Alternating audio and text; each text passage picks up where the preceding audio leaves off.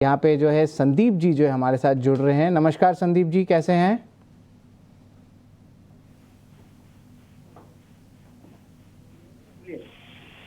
जी संदीप जी, मेरी आवाज़ आ रही है? हाँ बिल्कुल आ रही है जी बिल्कुल। संदीप जी, आपकी स्टॉक है जियो फाइनेंशियल सर्विसेज, 351 में आपकी बाइंग है, 6500 का क्वांटिटी है। तो करेक्ट। ये जो है लंबे अवधि के लिए आप रखना चाहते हैं ये स्टॉक? थोड़ी सी करेक्शन लेवल्स पे दिख रही है, बट क्या है आपका व्यू पॉइंट? एक्चुअली मैं शॉर्ट टर्म में ट्रेड करता हूँ, लेकिन अभी तो लॉस थोड़ा ज्यादा दिख रहा है, इसलिए मुझे थोड़ा लॉन्ग टर्म का सोचना पड़ेगा। जी बिल्कुल, लॉसेस देखे तो बड़े आंकड़े दिख रहे हैं, लेकिन शॉर्ट टर्म बेसिस पे भी जो है इन्होंने सोचा था, लेकिन अब लॉन्ग टर्म व्यू लग रहे हैं। तो ध्वनि, जियो फाइनेंशियल सर्विसेज जो है करंट लेवल्स पे क्या लग रहे हैं? करंट लेवल्स पे देखें तो यहाँ पे इनकी जो भारी नुकसान आ रही है 285 टू 290 के बीच जो है स्टॉक है, लेकिन इनकी बाइंग प्राइस 351 पे है। तो ध्वनि, यहाँ से जो है लॉन्ग टर्म बेसिस पे जियो फाइनेंशियल का क्या सेटअप बनता है?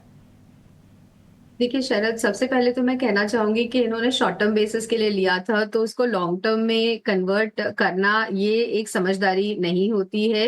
जहां तक मार्केट का सवाल है, अगर आपने शॉर्ट टर्म के लिए बाय करा है तो उन्हीं लेवल्स के पास उसका स्टॉप लॉस रखे और वहां से ही आप अपना ट्रेड उस हिसाब से यहाँ पे पोजिशन को कन्वर्ट ना करें लॉन्ग टर्म के लिए। जहां तक जियो फाइनेंशियल का सवाल है, डेफिनेटली लॉन्ग टर्म का नजरिया इसका जो है वो ओवरऑल यहाँ पे पॉजिटिव साइड का ही बना हुआ है। एक मात्र यहाँ पे प्रॉब्लम ये है कि कॉन्स्टेंटली इसके अंदर जो है वो एक डाउन ट्रेंड है वो कंटिन्यू होता हुआ देखने को मिला है। नेक्स्ट इसका जो सपोर्ट लेवल है वो 270 की लेवल्स के पास यहाँ पे बनता हुआ देखने को मिल रहा है। तो मेरी इनसे यही सलाह रहेगी कि अभी नुकसान तो इनको जैसे काफी भारी हो रहा है, तो 270 के लेवल्स का स्टॉप लॉस लगा के पोजीशन को होल्ड करके रखे। इन लेवल्स के पास बेस फॉर्मेशन होता है तो वहां पर एवरेज करके भी चल सकते हैं, जैसे कि इनका नजरिया लॉन्ग टर्म का है। तो ओवरऑल कंपनी के फंडामेंटल्स को लेके यहाँ पे कोई भी चिंता नहीं है। तो लॉन्ग टर्म को लेके यहाँ पे कोई भी चिंता नहीं नजर आ रही है जियो फाइनेंशियल पे। ये है राय ध्वनि जी की तरफ से। तो चलते हैं अपने अगले कॉलर के पास और हमारे साथ जुड़ रहे हैं केशव केदारलाल जी। नमस्कार केशव जी, कहाँ से बोल रहे हैं? जी मैं इंदौर से बात कर रहा हूँ। जी बिल्कुल। केशव जी, आपका स्टॉक है बीएससी, जहाँ पे लगभग 4,315 रुपये में आपकी खरीदारी हुई है, 21 शेयर्स है। तो आपकी जो इन्वेस्टमेंट हॉरिजन है वो लंबे अवधि के लिए है कि शॉर्ट टर्म के लिए है? नो सर, शॉर्ट टर्म के लिए।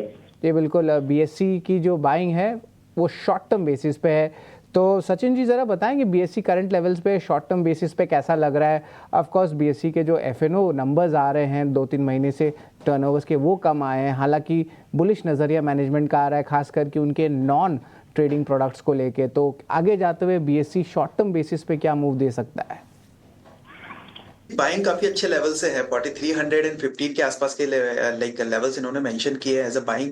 एंड स्टॉक ऑलरेडी प्रॉफिट में यहाँ पर मूव करता हुआ दिख रहा है। इनका नजरिया हालांकि शॉर्ट टर्म का है, सो मुझे लगता है एक बार पार्शियली प्रॉफिट बुक कर सकते हैं करंट लेवल्स के आसपास में। ऑलरेडी ये प्रॉफिट में है एंड पार्शियली प्रॉफिट बुक करिए। रिमेनिंग पोजिशन को जो है वो एक स्टॉप लॉस के साथ में यहाँ पे होल्ड रख सकते हैं और स्टॉप लॉस रहेगा नियर अराउंड 4800 का। सो 4800 के स्टॉप लॉस के साथ में रिमेनिंग पोजिशन होल्ड रखिए और partial profit current market price से एक बार बुक करके चल सकते हैं। ओवरऑल अगर देखें तो 5000 के आसपास में एक अच्छे सपोर्ट जोन बने हुए हैं। So 4800 as a safer stop loss मैं यहाँ पर सजेस्ट कर रहा हूँ। और इफ इन केस अगर थोड़ी सी भी और डिप मिलती भी है तो 5000 एंड 4950 के आसपास से एक रिवर्सल मूव देखने को मिल सकता है। सो यहाँ पर पार्शियल प्रॉफिट बुक करने की सलाह, करंट मार्केट प्राइस पे remaining positions can hold with the stop loss of 4800।